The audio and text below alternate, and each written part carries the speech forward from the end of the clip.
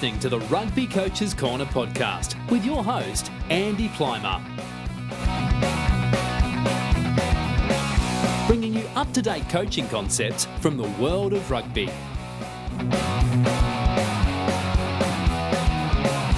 Sharing ideas to make the game better.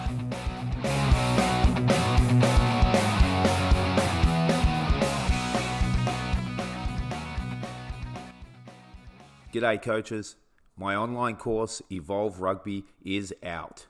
This course is based on the reoccurring lessons and themes that have come up in over 100 interviews of running this podcast.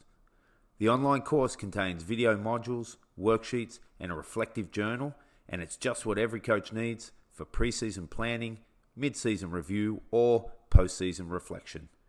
Check out Evolve Rugby via the link in the show notes and use the promo code TRCCP10 to get your 10% discount. Now, on with the show. Welcome to episode 115 of the Rugby Coaches Corner podcast. I'm your host, Andy Plimer, and joining me today is JP Nerbun. JP is the author of The Culture System, a proven process for creating extraordinary team culture. Basketball was his first love, where he played at the University of South Carolina. He's also coached over 12 years in the US, Lithuania, and Ireland, where he now lives with his wife and family. He works with people who are serious about leading and building a better culture, and it's a pleasure to have him on the show. So welcome, JP. Hey, it's great to be here, man. Appreciate the opportunity. No, great to chat. And I grabbed that last line off your LinkedIn bio where you wrote that you're serious about where you want to work with people who are serious about leading and building a better culture. And I think that's a great line, because if people aren't serious about it, there's no magic pill. There's no boxes that you check. It's a lot of hard work and consistency over time. Yeah, I think there's people that enjoy it. They embrace the challenge. Mm-hmm. They see that as part of coaching. You know, I was just talking with Anson Dorrance, 22-time national championship coach at University of North Carolina and World Cup coach for 91 women's American soccer team. And, you know, that's a guy there that he doesn't see culture as the ends to the mean of winning. He just enjoys the challenge of bringing people together, the human element. And I think that's what, you know, is exciting about culture is it's the human aspect of coaching. And there's some coaches out there that, I just want to be able to coach. I just want to be able to coach the game. And that's just not a reality if you want to be a great coach, right? You got to be invested in the human aspect of the sport.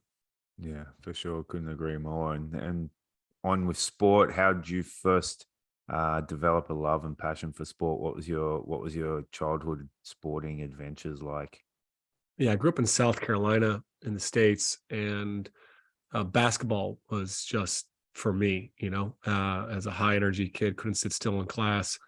You know, I would spend my days in the South there, hot summer days, just out there shooting baskets. So that's where my love came. And, you know, I was fortunate. It took me to the University of South Carolina, where I got to play as a walk-on there at a Division I high level and have cool experiences sitting on the bench in Madison Square Garden. Got a few minutes on the court there, and awesome. Cool venues You'll like that. it. But I'll take it, right? So it was a great journey for sure. Yeah, amazing. And what about your role now? How'd you end up in this cultural space? Because you were coaching extensively for quite some time, and now you've shifted into this area. What was that process?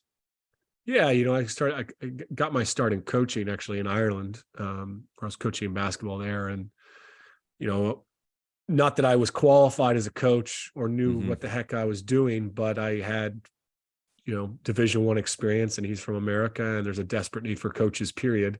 So within 3 months, I had every job that I could imagine coaching basketball at every level in Limerick, for, you know, years ago.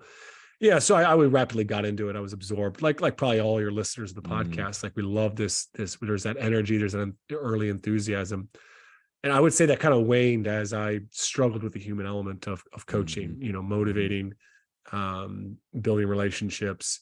And I had great success with a lot of individuals and with teams but I came to this realization about 10 years into coaching that I was underachieving every year as a team.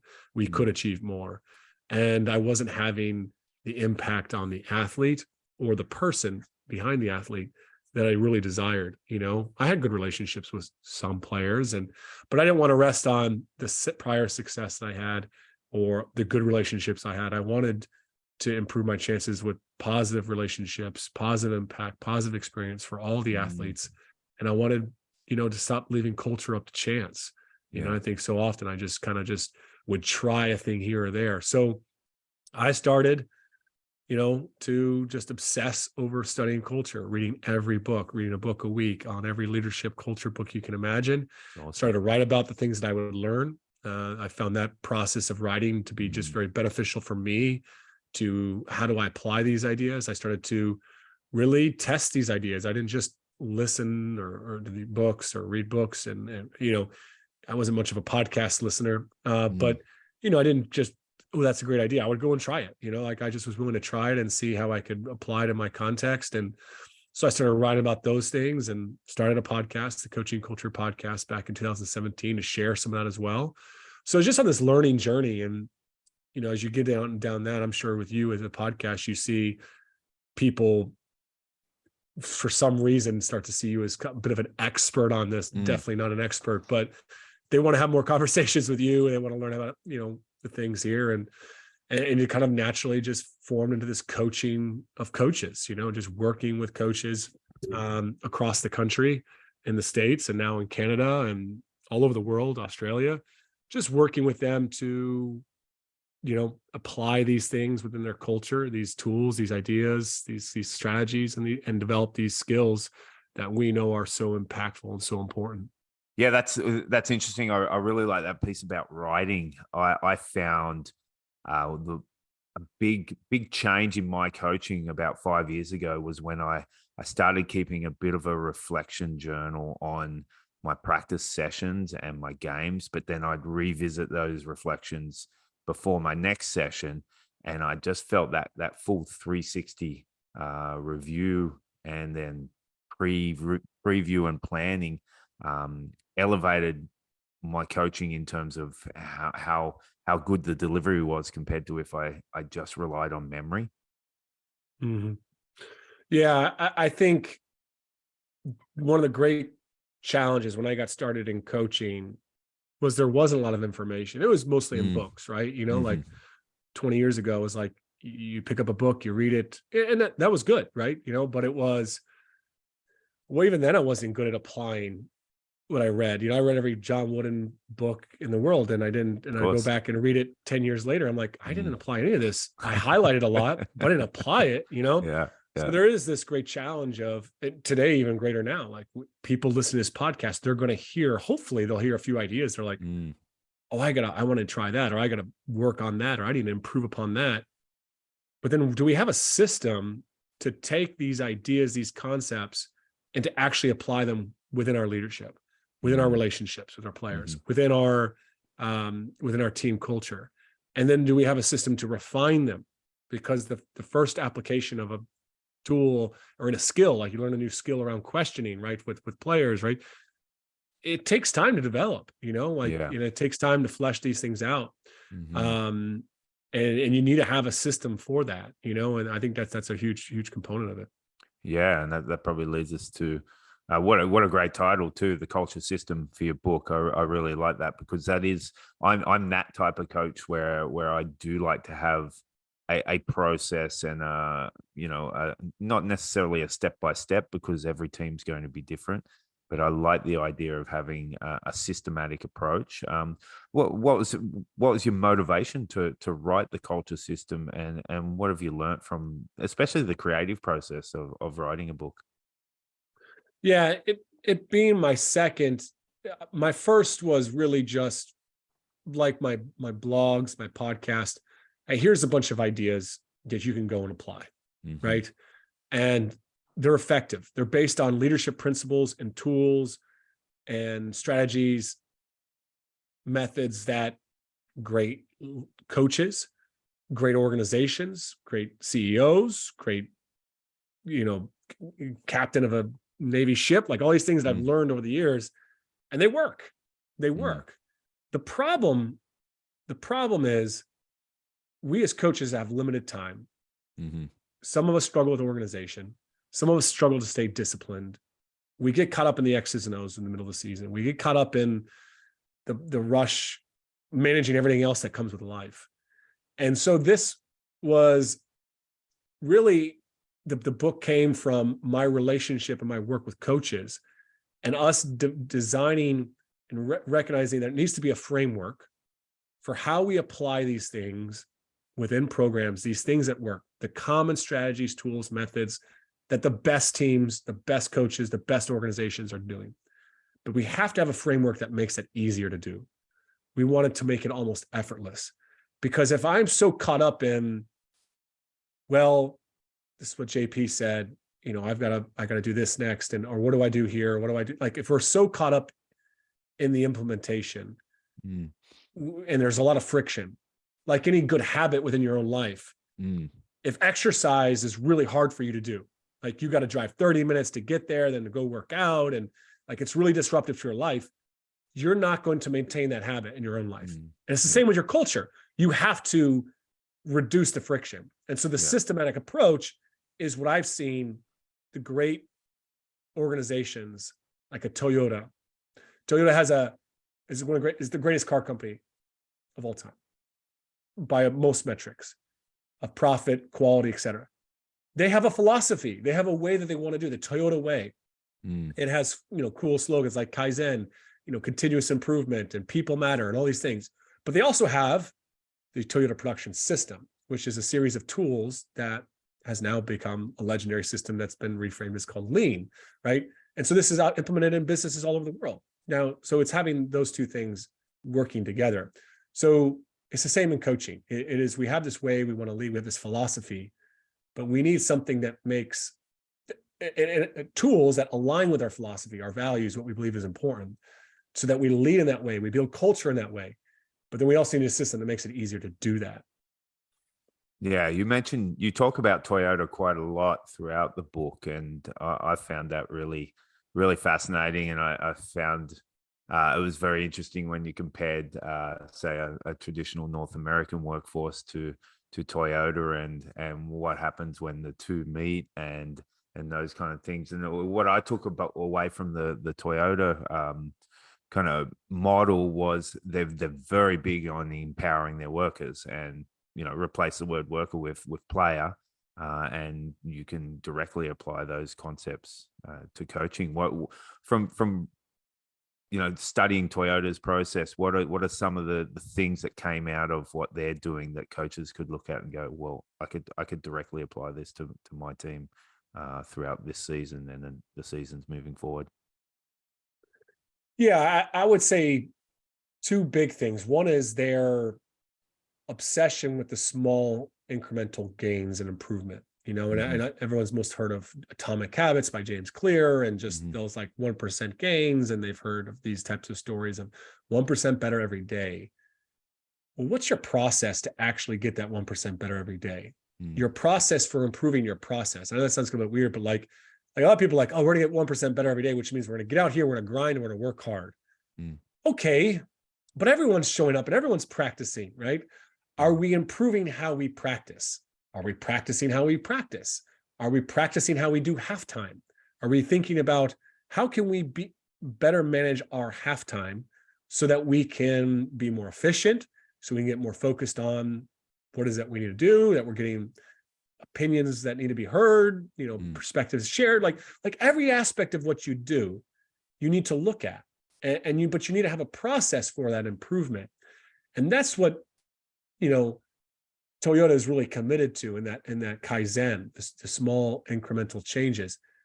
And then back to your point, what you mentioned there, they have tools and methods for empowering people to do so. So on a Toyota, factory, and all the people that now actually model, like Amazon, has built their business off of lean, Toyota production system. They have, and Toyota had like what's called an and-on cord, where anybody on the factory line could pull the cord, and the first pull would bring over a manager and they could come over and say, hey, there's an issue, and they would look at it. If they could fix it right away, they just would fix it. But if they needed to have a discussion, and they would pull it again, and it would stop production. It stops the whole production. Because the whole thing is, we have to fix this now. Well, how do they find the solution? They empower the individual to offer that suggestion, that solution. So they're part of that. They're encouraged. This is not the traditional approach. The traditional approach before Toyota came along was just keep moving it through. Yeah, we just never stop. We'll fix it later. But here, another thing that Toyota does, which is cool, is they have a cool song that would play. It's not like, no, it's like, we're going to make this it's like a silly jingle. It's like, hey, here we go. We got a problem. Celebrating the finding issues. So what does this mean for coaches? We got to find issues. We have to be looking for issues. There's always issues. And I always love this thing, Gino Wickman in the book Traction, which is about systems for business, in his book Traction. He says, problems are like mushrooms. In the dark, they multiply. So we have to bring forth those. So what are some ways that we have this within a practical sense within teams? I'll give you a few. One is, we design what's called a leadership council with a lot of our coaches, and it's in my book, but we talk about empowering a group of elected players, typically a 1-to-4 ratio. So for every 4 players on your team, you'd have 1 leader, and they meet once a week with the coach, but they have to first send a text message or meet with the players in their unit that they lead. So they lead about 3 or 4 people, and say, hey, is there anything that you'd like for us to bring up at the captain or leadership council meeting? Just one thing is bringing issues, and then they're part of, not just there to complain, but they're part of, okay, what can we do to solve this? Johnny's not happy with his playing time. Practice has been going too late. Our energy's low. Whatever your issues are on your team, 2 players aren't getting along. Okay, how can we solve this issue? So that's one thing. The other thing is creating a very safe space for people to share issues. Some people, like the Amazons, they have like a suggestion box or a complaint board where they can like literally write up like, hey, there's an issue here. There's the old Ted Lasso, they have the suggestion box. If you've watched Ted Lasso, the shower, yeah, they fix the One shower. Top water, love it. And there's a great principle in that, right? Exactly. I know it's fictional, but my wife actually, she's in business and she worked for Amazon and Google, and currently works for Google. But she talks, and I remember she'd always say, like, they'd have these tools, right, to bring these suggestions, these issues to the table. The leaders that would gain respect were the ones that acted on it. Yeah. The leaders that lost respect were the ones that didn't act on it. And there's a moment where it's like Ted Lasso in the show, like, for those that haven't watched it, like, there's a suggestion box. Most people are just putting in like garbage in there, or complaints about him, or making fun of abuse. There's one player's like, the water pressure in the shower sucks, right? Yeah. And then they go out and they fix it, and it's like super, and it blows the guy over, right? It's so strong. Yeah. But here it's like, oh, he actually is listening. He actually cares. And so those are 2 things. So we actually have coaches that have a Google form. They'll send it out once a month. Yep. Any issues? Do you have any suggestions for solutions? Just simple. Just a simple thing. And they can do it anonymously, or they can put their name down. But it's like, how do we create ways to get people to bring issues to the table? Yeah. Scott Robinson of the Crusaders, he calls it whinge upwards. So don't complain to your fellow players or to the rookies or anything like that. Whinge upwards and bring issues to the forefront for that exact reason. So yeah, that's a great message there. That's a word, whinge, that you wouldn't have known in the US, but now in Ireland you'd be familiar with the term. Yeah. No, absolutely. Cool. All right. A section of the book that really spoke to me was where you discuss transactional versus transformational coaches. And there's a great quote in there saying a car is only as good as its driver. That spoke to me because I think I wouldn't be alone, but my initial coaching experience was I was a very transactional coach. I was of the expectation that what I said would be applied and that I would then receive the victories as a result of that. It doesn't take you too long to work out that that's not how things function. Can you talk a little bit about transactional versus transformation, and elaborate more on what coaches should be looking to become a transformational coach? Yeah, the transactional, way the coach sees their role as this privilege. They're above the players, they're above the athletes. It's all about what they get. The players are there to serve them. And so when I see transactional coaching, which I operated in that way a lot more in the past, and it's more of a sliding spectrum. You're not one or the other, but ways that I was transactional, where I would get upset and felt like, well, I'm doing all this for my players, I'm sacrificing my time, and they're not working hard, they're ungrateful. Like, it's just this, I had a sense of entitlement as a leader, and I would use various motivational tactics to get them to do what I needed. And when they didn't, it really comes down to how do we see other people. Right? In a transactional, when players do what we want them to do, where they have potential, we see them as a vehicle to our success. So how can I get them to buy in so that I can be successful? I'm very focused on the wins and what it means for me. When a player has not bought in, when a player is not talented, when a player is not playing well, I see it as an obstacle to my success. If they're the water boy, right? If they're a manager, they're the equipment guy, I might see them as irrelevant. So they are either vehicles, obstacles, or irrelevant, and I just kind of ignore them. The transformational leaders, they see every person as a person. And so they see that individual's needs, challenges, and objectives as legitimate as their own. So as a transformational coach, when a player is struggling to show up on time, I don't just see this as a problem for me and the team. I say, what's going on with this individual? What do they lack the skills or the self-discipline or organization? Maybe they have an issue at home, right? Like I look and I see the person. And so transformational coaching still requires accountability, discipline, being demanding, but we're always seeing the person. Now, when I say that that lineup around your leadership being so critical, the car being as only good as its driver, that leadership role is critical. Like, there's a lot of tools and methods that you can learn that I can teach a coach. I can teach you how to ask better questions. I can teach you how to run better, more efficient one-on-ones. I can help you implement a leadership council. I can help you have better strategies, or really for discipline. But if you only are using these tools so that you can get more out of your players, get them to do what you want them to do, and you're only building relationships with your players so that they buy in and work hard, you're not building relationships with them because you actually value them as a human being. People will sense our way of being towards them. They will see through that. They will say, that's fake. Like, kids know that. Athletes know what fake looks like. And so we have to, as a leader, be transformational. We have to constantly be working on our mindset so we see the person.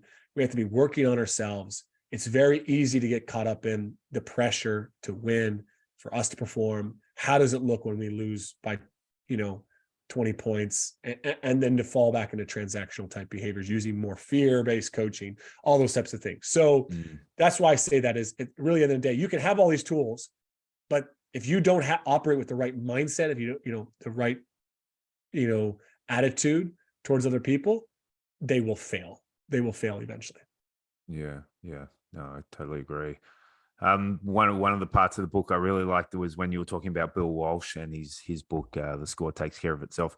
I liked it because this is often held up as a book by coaches as, oh, you've got to read this, and this is the way you should be doing it, and things like that. But what you really highlighted in that, which I think is undersold in terms of his book, was how dramatically his health took a hit from his obsession with coaching and the pressures, and not having an out to release that pressure. You talk about things like journaling, you talk about things like coaches needing solitude.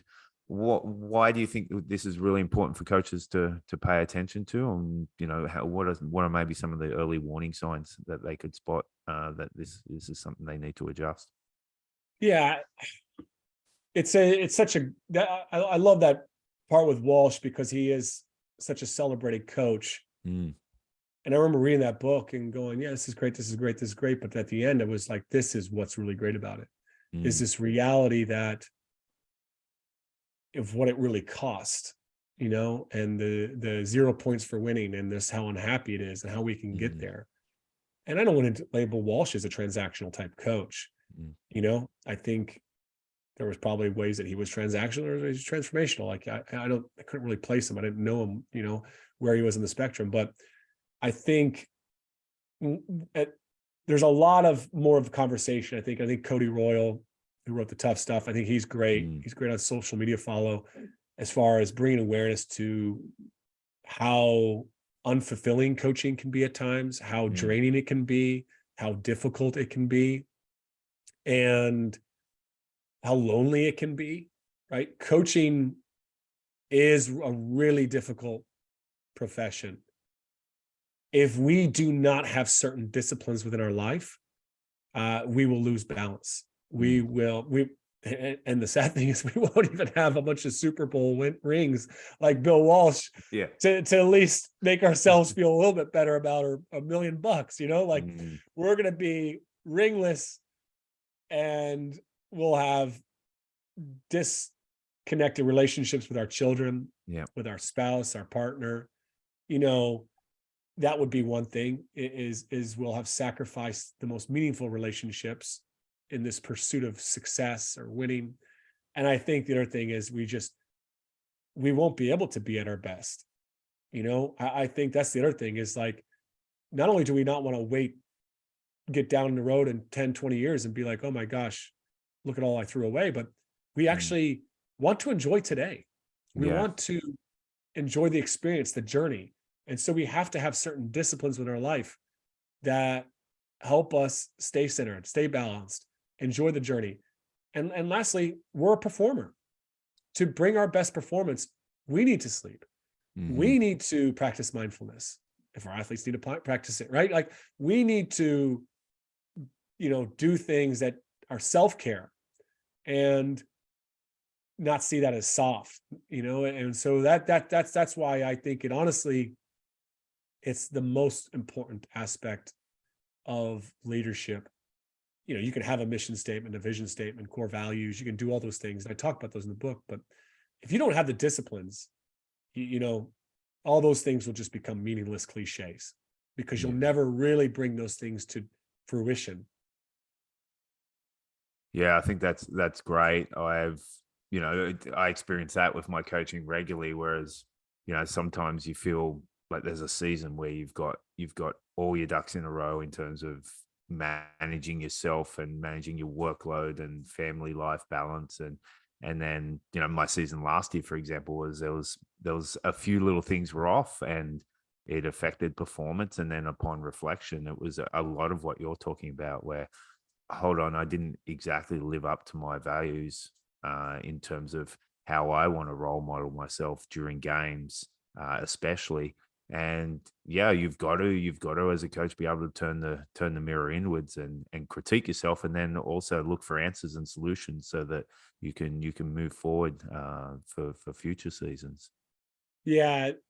And I kind of talk about this in the book, and it comes back to this question of, how did I get to doing what I'm doing today? Like, really, it came from a moment of great awareness that I was so far away from the leader that I was asking my players to be, and that I was, like I wasn't modeling that at all. And I wasn't the leader I wanted to be. Like, I really desired to be. Like, the person I looked up to the most is a great basketball coach, John Wooden. Most have heard of him.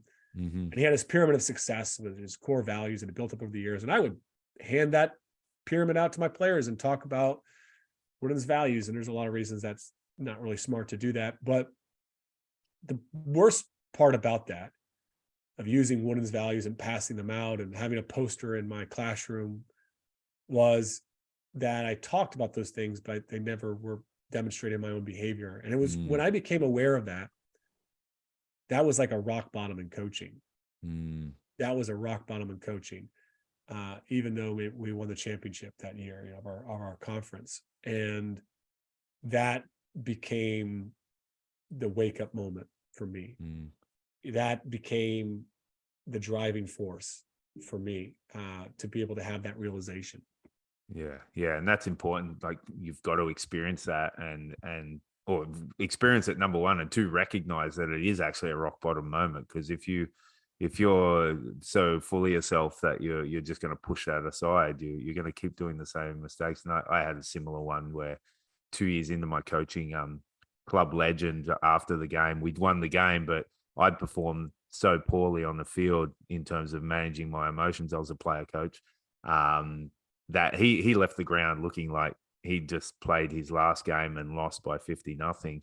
And I had a 2-hour car ride on the way home where I had to really evaluate how I was doing things. And then it was the start of a long journey, really, of personal improvement and development in my coaching. Which then, with the cool thing about that too, is all those lessons you learn in that personal development, you apply them to your life as well. So it makes you a better teacher or better employer and better husband, better dad, all those kind of things, if you're aware of it and you commit to it. Yeah, that's the amazing thing. When I went through this journey, at the time I was a high school teacher, and I was in the classroom very similar to where I was on the court. And I would say, generally speaking, half of my players really loved me. Half my students really loved me. The ones that were bought in, like, I had great relationships. I have, in my earlier days, even when I would consider myself fairly transactional, still have some of the best relationships with some of my athletes. But there was a whole group, the ones that I labeled uncoachable, unteachable, undisciplined, poor character, that I really just struggled to connect with. And as I went through this transformation, I wasn't shooting 100% later on, but I started to reach a lot of athletes and a lot of students in the classroom that I was never reaching before. And I would say 99% of my athletes, while I may not even have the impact, they still might have struggled with the same things. There was at least this there was a respect, and it was amazing. I don't. It was just amazing to see that how that change could happen. And that was with people. I didn't have to change teams. I didn't have to change schools. And that's what I think a lot of people ask me about, is like, hey, I need to make a change. Do I need to change teams? Like, do I need to move my situation? Like, because I burned bridges? I'm like, no, you do not need to change places, your circumstances. You don't have to, because one of the most powerful things that I've done, I've seen our coaches do it, is to be transparent around, hey, I've fallen short in these areas. I am going to be working to be better on myself. And when your athletes see that, like that vulnerability, that courage, that modeling, that growth mindset, that willingness to change and improve ourselves, that is the best way to invite others to change. Yeah. And we can't change others. We can only invite them to change. And we got athletes, they're lazy. We got athletes that got bad attitudes. We got athletes that have entitlement, right? How do we help them to change? Show them that we're willing to change. And so there's so many great stories of my journey and other coaches' journeys that just validate that you can make the change wherever you're at. You don't need to jump ship, Hi, coaches. In January, I had the opportunity to go on the Crusaders Coaching Leadership Program, and let me tell you, it was awesome. The videos from Robbie Deans, Razor Robertson, Kieran Reid, and Sam Whitelock were like binging your favorite Netflix show. And the other coaches were amazing as well. There are 127 of us from 15 different countries. And the best part is, it's all online, so you can work it around your busy schedule. Highly recommend this course if you get the chance. Check it out at crusaderscoaching.com. Now back to the show. One of the things you talk about, you mentioned John Wooden and his values and using those values. You talk extensively about, well, firstly, making your own values in terms of a team, but more importantly, making those values sticky.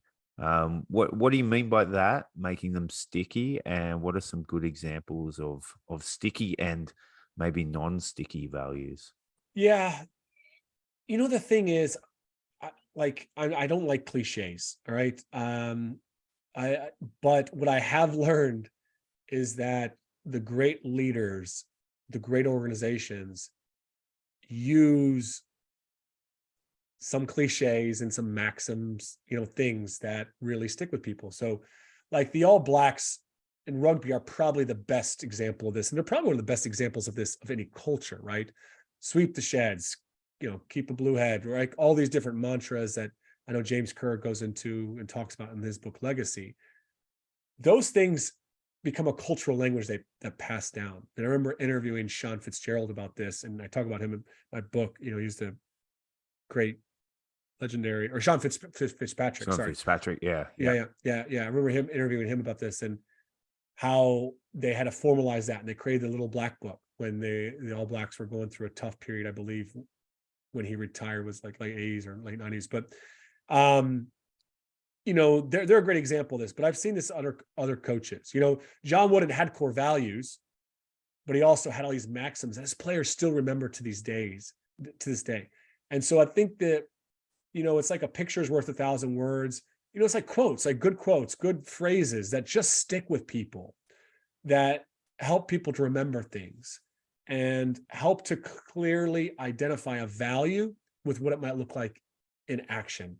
So it's not bad to have core values of like trust, care, and commitment. In fact, I have a coach that has TCC, trust, care, and commitment, that I work with, and that's become foundational. And his players talk about TCC, but they're always talking. But he has a bunch of maxims or principles that align with that, with trust, care, and commitment. What that looks like, when it comes to like everybody takes notes, right? That's a principle of theirs. Everybody picks up trash. Like these are things that are connected to commitment to the program, care for the environment that you're in. Okay, so it's having some phrases that go along with some of these values that I think help people to remember it and makes it sticky. We've got, I've got one, program that I've worked with, and, they talk about how they, love, gratitude, and effort, right? Well, how do we show love? How do we show care? How do we show that for each other? Well, with that, they have talk and touch. It's just a phrase. We're always talking and touching. So when you walk into practice, you walk into the training session, you have to say hello to everybody and you have to fist bump them. When you're walking down the halls of school, you talk and touch, right? It's always like, don't just pass someone, always acknowledge them. That comes a little bit from the 5-10 rule at Ritz-Carlton, which was at 10 feet, every employee had to acknowledge the guest, and at 5 feet, they had to, ask a question or just, speak to them, Mm-hmm. So there's just these things of taking your values. Sticky language helps us to see what it looks like in action, helps us to remember that.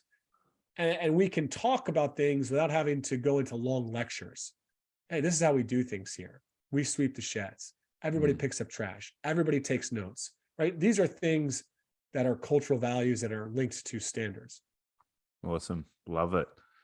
One section in the book that I really loved as well, and this will be relevant with coaches who have a preseason coming up, and even when you're getting new players throughout the season. You talked about, and there was some great examples of the US Navy using this in one particular boat, where the process of creating a really thorough onboarding of new members to the team, and how it not only achieve great player buy-in or employee buy-in, but also retention. You cite some great examples in the book. Can you talk a little bit about those, and put it into a coaching context of how that could be created in a rugby club, for example? Yes. When it comes to our own onboarding experience, like just think about when you've taken a new job as a teacher or wherever you like, maybe with the club. Just reflect on your own experiences in those moments. So often it's very unintentional. It's very much like, I remember I took a coaching job where I moved from Ireland to Tennessee in the States, and I take this job and a teaching job, and here I am, young coach move across the ocean and I show up. The locker room and the office are left an absolute disaster by the previous coach. The administration didn't take the time to clean that stuff up. The classroom had all the stuff remaining for the previous teacher. I didn't have a login. I couldn't get access. It took me days to get set up. Like, it was so disorganized. Now, I took, personal responsibility. Like, okay, well, this is how things are. Well, I'm going to go focus on my job, right? Like, that school missed a huge opportunity to establish a culture of what we expect here, right? Or how we do things here. And so, there wasn't a lot of connection. And I went there and it took me forever to meet people and feel great. Like, so like I'm disconnected from the experience, everything. And I just imagine if I wasn't a very highly motivated individual, like how other people's would show up. And that was the case. Like there's a lot of teachers that would come in there that would leave very quickly because it was like, they don't have a connection to the mission. There's this mission statement, there's these values, but like, we don't have a connection to that. And so when you think about it for your players, it's the same thing. You can have this vision of what you want the experience to be like for every athlete. You can have these core values. You can have these standards around how you want people to do things. Who's teaching them that? How do they feel that experience from day one? And that's what Mike Abershoff did at the USS Benfold. He wanted every sailor, all 311 sailors, to feel valued, to feel respected. And it was the worst U.S. ship in the Navy at the time he took it over. And in a year's time, it became the best U.S. ship in the Navy on all performance metrics. It actually got the award for the best ship in the Pacific Fleet. He did this because he focused on, first off, that first day experience, that onboarding. Now, he took over there, and new sailors that would come on, they had a very intentional process where they would be actually picked up from the airport. They'd be driven to the ship. There'd be a buddy that would walk them around the ship. And they would come in and meet the captain of the ship. And he'd sit down and he'd share a little bit about himself and get to know them. He'd actually call their parents because he think it's crazy, but like 18-year-olds were showing up on the ship that are going to go off to war. And Abershoff was like, well, if my son or daughter came to the ship, I would want to know that they got there safely. And I would want to know who's in charge and who's leading them. And so Abershoff personally would call them. And so he did it with new sailors, but he also did it when he took over. He met with all 311 sailors, sat them down in his office, spent time with them over the first 6 weeks, talked about himself, shared a little bit of vulnerability, and then asked them 3 questions. What do you enjoy about the ship? What don't you enjoy about being on the ship? And if you were me, what would you change? And then he implemented those changes. Remember, find issues, focus on solutions. Back to our talk around Toyota. Abershoff applies all the Toyota production system principles. He walks the ship, the Gemba walk, like all these things, like the Kaizen, continuous improvement, finding issues. Like he does it all. And this is the crazy thing in my research and in my learnings, is that there's so many common shared tools here, right? So the onboarding process, like it's just from day one, are we focused on what we want them to experience, that experience to be like? How are we embedding our cultural language from day one? How are we teaching them how we do things here? And how do we do that in a way that's not just coming from me, the leader, but we're getting other people to do that? So what we do is a lot of programs we have a buddy system, big brother, big sister program that we like to do. There's peer mentoring, things like that. We bring our leadership councils in on the process of how can we make this a great first week experience for our new players coming in, those type of things. Before a player even shows up on campus or to the new team, does someone reach out to them and say, hey, can't wait to have you here? Even just in younger levels. If there's a new player that comes in your club, do you take one of your more experienced veteran players and say, hey, your job is to make Johnny feel phenomenal today. You lead him through the drills. You just look after him today. Like that's something so simple. Yeah. And all of a sudden, rather than Johnny show up going, who do I talk to? Who do I throw the ball with? Who do I kick around with? He doesn't have to answer those questions. There's a guy that's like, hey, come on over here. Like, hey, meet everybody here. And he's doing the introductions, So there's so many simple ways to do this that just absolutely transform the way it feels. And like, that comes down to, it's such an important question. How do we want it to feel for our players when they show up every day? Well, it starts from day one being intentional. Yeah. And I think the beauty of that too, a lot of coaches will look at high performing teams and say, well, they've got a multi-million-dollar budget. Of course, they're going to be high performing, but there's plenty of examples of teams who have really large budgets that aren't high performing. But all of what you just talked about is free. You don't need to do anything above and beyond and pay exorbitant amounts of money or anything like that. It's essentially free, and all it costs is time and a commitment to do it. And you mentioned that word time. A lot of coaches, I don't have the time. I don't have the time to meet with players. Mike Abershoff, Captain Mike Abershoff, met with 311 sailors. 311 sailors, had at least 15-minute conversations with each sailor the first 6 weeks. You think that he didn't have a lot of paperwork? You know, as the captain of a ship, you have to make time. And at the end of the day, he ended up making so many improvements off just those 6 weeks off the sailors' suggestions. He had this thing where the sailors would tell him a suggestion. If he thought he could implement it right away, he'd press a little button on his desk, he'd get on this loudspeaker and say, tell the whole ship, you know, private so-and-so here just shared this with me. And so we're fully implementing this, right? Like, I mean, it was just, that's awesome. There's a really cool book. I've interviewed Abershoff, and he's a phenomenal individual. It's a great book too. It's Your Ship by Captain Mike Abershoff. If you want to learn more about it, I think it's the best leadership book out there, because he's so like not your traditional like military type leader, you know, because he empowers and he does all those types of things. But yeah, man, there's absolutely no other way to get to people than to give them your time, your attention, and to be a really good listener and ask great questions. Cool. Well, you jumped into my next question about books, and you know, on your website, myculturesystem.com, you've created the Culture System Reading Challenge, 26 books to transform your leadership and culture.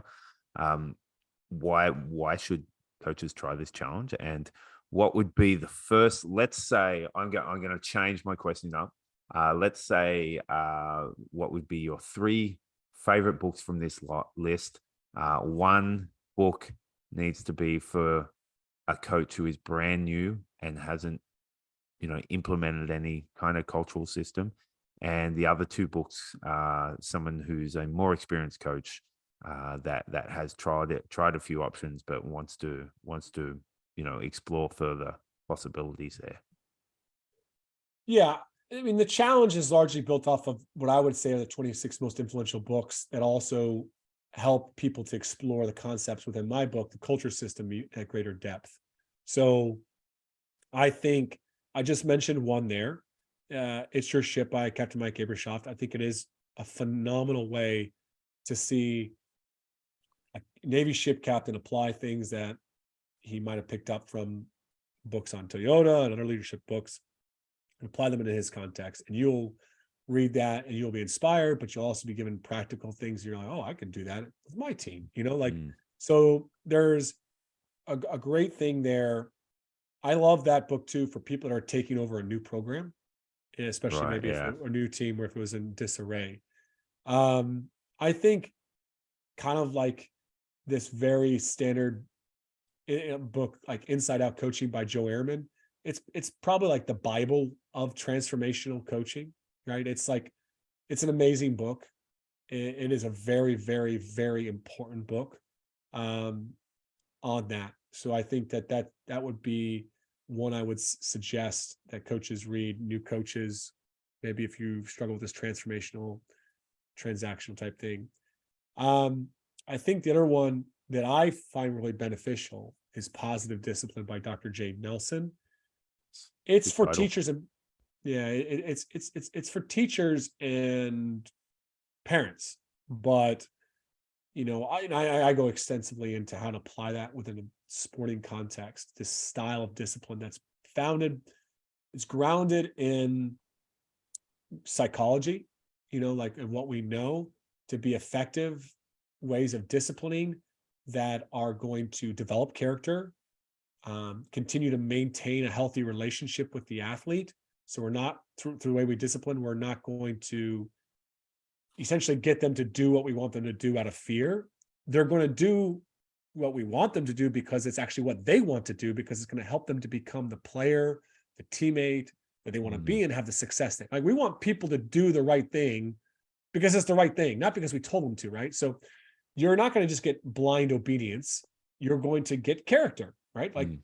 And when your player goes on to play for somebody else, they're still going to have these habits. They're not going to, or they go on to later in life, other things, you know, They're going to have habits of being on time, and they're not going to need the leader to yell at them or scream at them or make them or punish them if they don't do those things, which is one of the shortcomings of old school transactional coaching. When we use fear, is when the fear is gone or the fear isn't enough, people don't do what we ask them to do, right? So, and also fear can sometimes harm that relationship. I would say even in relationships where you still have a connection with an athlete, I still think I never want players to like want to run through a wall for me because they didn't want to let me down. I want them to run through a wall for the team, for themselves, because they don't want to let themselves down. They don't want to let the team down. I don't want to be about me. So Positive Discipline's a really good book for that, because it is, I think the title, people, is it going to be just like, all leprechauns and rainbow, or, unicorns and rainbows, right? That type of stuff, like, it's going to all be warm and fuzzy. No, it's clearly enforcing the consequences in a way that's respectful, that's demanding, not demeaning. So I would definitely put that at the top of other people's lists as well. Well, that's gone to my list, just from a parenting point of view. I'm always looking for ways to be a better dad, and often we parent how we were parented, and most of the time that's wrong. So we need to try to calibrate. Well, and I would offer this too, is I think the fear when we come across new ideas is, let's just say even parenting. Let's use parenting as an example. Like when we start to parent differently than our parents parent, our parents, and when they observe us or we share that, they might take offense to that. I know my parents have. They're like, because they feel like it's an attack upon them. But, it's like, no, it's just, this is a better way. Knowing what we know now, it's a better way. So it's the same in coaching. Like for the longest time, I remember I was working with an athlete, horrible situation. I won't go into it, but essentially they were living in a house for people that were victims of abuse, and the social worker would bring them to practice. And I remember the social worker just like saying something to me once of like, essentially like, it's not really good to be yelling at them all the time, especially this one who's been through this severe trauma. I remember just brushing that off and not listening. And here's a social worker that's got education and background in psychology and stuff more than I do. But I thought she was saying I was a bad coach. What really she was just saying is, hey man, there's probably a better way to do this, especially for this guy. And I think this is kind of the hard part of changing and coaching, is when we get feedback or we hear this guy hop on a podcast and he starts saying, hey, stop yelling and screaming at your guys and try this. It's like, are you telling me I'm doing it bad? No. There's just a better way, And that's what it, that's why I love Positive Discipline. It's like, all right, I'm still a decent human being. My parents didn't use Positive Discipline all the time. They didn't use that approach. But we can be better. We know better now. Yeah, I agree. That's a great message. All right. That's a great way to lead us into the final question. I always end the show with the same final 4 questions. I'll adjust question 1 for you. When you were a kid growing up in South Carolina, who was one of those athletes, basketball player or other, that really drew your attention to sport and wanting to do and emulate what they were doing? So it was a guy named Grant Hill he played for the Detroit Pistons, and he was an all-around really solid athlete and basketball player. He had a lot of triple doubles, which meant like he would score a lot of points, get a lot of rebounds, and have a lot of assists. And he had a lot of quadruple doubles. So he'd like, the double being over 10 points, over 10 rebounds, over 10 assists. He'd also have like over 10 blocks. So he'd a lot of, or 10 steals. But he was a great human being as well too. And he still is a great human being. And I know he's involved in sportscasting. But the way I fell in love with him just kind of shows kind of where my experience. We grew up really poor. We didn't have a lot of money, but my mom found it like a discount store for $1 a Grant Hill jersey, and I got that. And I never, like, we couldn't afford jerseys, but it was like for $1, and so I had a Grant Hill jersey. So I fell in love with Grant Hill just purely because of that. And then I started to like research and learn about him, and actually really liked him as a player and stuff like that. That's awesome. Great story. That's cool. And what about now? You're based in Ireland. We were talking a bit off air about how great Ireland's performing at the moment, and you're more exposed to rugby. Who are some of the players that you like watching when you do get to watch rugby? I love Bundy Aki, Yeah, who he's plays for great. Ireland. Yeah, I don't really like. He's a beast. I'd say, yeah, I'm really starting to, really get into it. Really, like it's the highlight of my weekend. Is the Six Nations has just been great this year. So I don't really know too much about him as a person. Like that always factors into players or athletes that I like or coaches, is like who they are off the pitch is He's just pretty as important quality. as Yeah. but everything I've heard has been really as a quality individual, and he just has a great composure when he's on the pitch. That I think is he seems very likable to me. So yeah, highly skilled too. You look at him and think, okay, he's just gonna bash it up, but that's far from the truth. His passing game's excellent. He's got a nice subtle kicking game as well, and defense is rock solid. So yeah, he's a beauty. I like watching him. Cool. And what about coaches? You've dealt with a lot of coaches, high profile coaches. Who are some of the ones that you feel are doing great work? Yeah, I've really enjoyed what I've read about in rugby world, just of Joe Schmidt. He just seemed like a really class individual that values people and the relationships. So, and I think he's you got to give him a lot of credit for where Ireland is today, right? Yep. So I think he was definitely foundational to this number one world ranking. I've been fortunate since my first book, Calling Up, to get to know Monty Williams, who's the head coach of the Phoenix Suns, 2022 NBA Coach of the Year.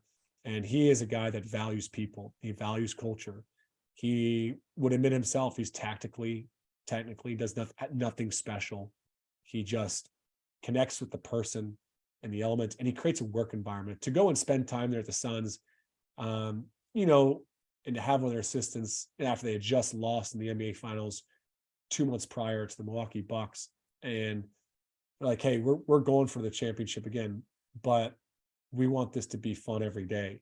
And to have the balance, the environment where if they're not playing, they're all going home at 2:00. You know what I mean? Like, it's just it's just that level of balance that I think is just so brilliant. So love what he's doing in the basketball world. I think that's just phenomenal. Yeah, that's great. I'll definitely check him out. And final question: who's someone in the grassroots that doesn't have the profile of those two coaches who you feel is doing really exceptional work and deserves some recognition?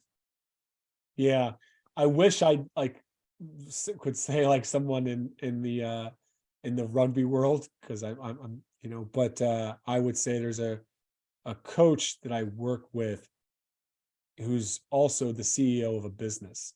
Awesome. And he's a soccer coach, and he coaches under 9s, under 10s. So cool. Obviously most of my clients are not underage soccer coaches that have 2 practices a week. They're mostly, people that have, a bit more money to pay for this type of service. But he obviously we do a lot of work with his business, and his business is they'd make boat covers. Nothing special, but it's a 20-man operation. They have a lot of immigrants, and it's an amazing culture there. It's an amazing family. Right. They have core values like, ring the bell of excellence and people matter, and everyone knows the values and they live the values. And I've gotten to work with their business, but I also know what he's like as a youth soccer coach, and he's incredible. His level of intentionality to connect with his players, to do the little one-on-ones. This is under 8s, and he does little one-on-ones with them before and after practice on the pitch. He's not breaking any rules. It's all like, very visible type stuff. And he's implemented a culture system within a small, youth soccer team. And so Clint Halliday is his name, and he's an amazing individual, because he's implemented the culture within his work, within his team, and he's got all the personal disciplines to back it up as a leader. Yeah, awesome, great job, Clint. I'll just riff off that a little bit, because that's often a question I get asked is, what age can you start implementing, values and team culture and things like that? And my little guy, he's 7 years old. I've registered him and a bunch of buddies into a 3-on-3 hockey spring league, and I'm the coach, even though I know nothing about hockey. I'm just going to be opening a door and closing the door. But what I did do was I emailed all the parents and said, please ask your son what's one thing they value about being in a team, and then also what's their favorite song right now, so I can put it on the playlist for the change rooms. And I think there's no limit to the age. You just have to adjust it to the group that you're working with. Oh yeah, like back to that whole onboarding thing. Like new player shows up. All right, who's looking after that player? Having a follow up. What do you think of today? What did you enjoy? What didn't you enjoy? What was challenging?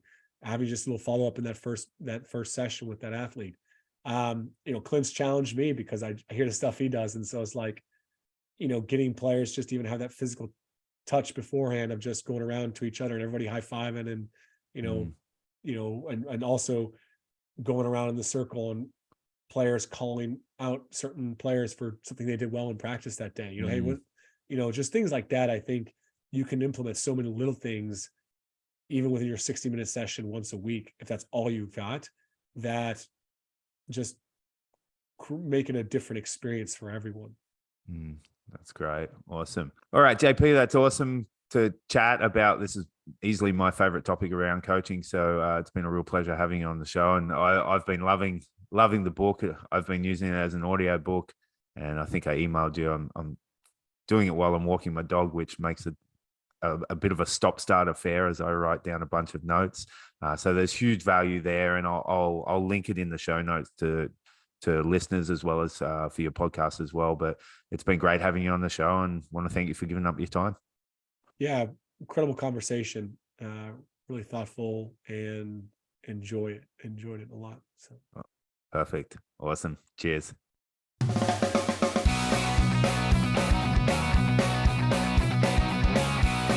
Thanks for listening to the Rugby Coaches Corner podcast. If you enjoyed the show, please leave a review via iTunes and keep listening for the next episode.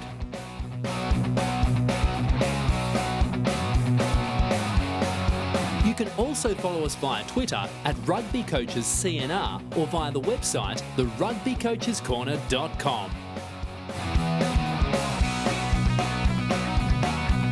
Until next time, keep sharing ideas to make the game better.